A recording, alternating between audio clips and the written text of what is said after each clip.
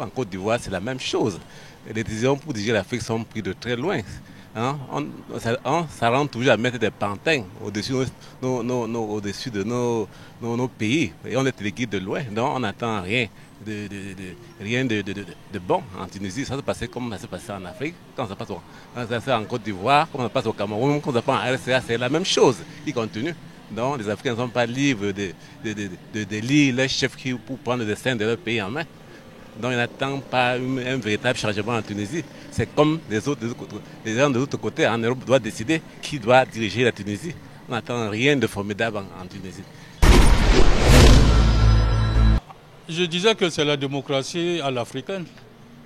Avant, on pensait que c'est l'Afrique noire, mais quand ça se déporte maintenant chez ce qu'on peut appeler l'Afrique du Nord, les Blancs, c'est quand même surprenant qu'un candidat ait déposé son dossier, la Cour, je ne sais pas, constitutionnelle ou suprême, est validée, il est parti aux élections étant incarcéré, il est arrivé au deuxième tour, il demande qu'on le libère qu'il fasse, comment on peut dire, qu'il dévoile son projet de société. On l'en empêche. Et on dit qu'il y a un deuxième tour. Lui, il est en prison, il va faire le deuxième tour comment?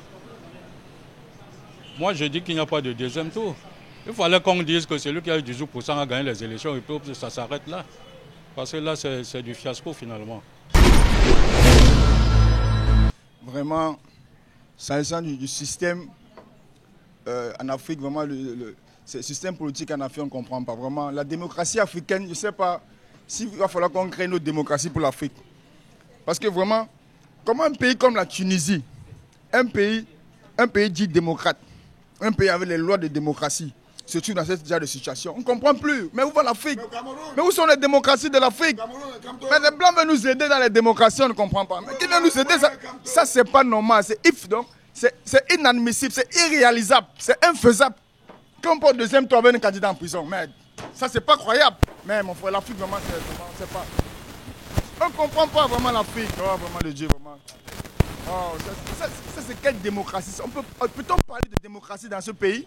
Peut-on parler de démocratie en Afrique? Vraiment, c'est déplorable, c'est déplorable, c'est déplorable. Vraiment, moi je prie beaucoup pour que ce président sorte de prison et puis gagne les élections. Hein. Vraiment pour prouver que malgré tous les mafias qui s'organisent pour boycotter la démocratie, là, oui, ça peut toujours changer.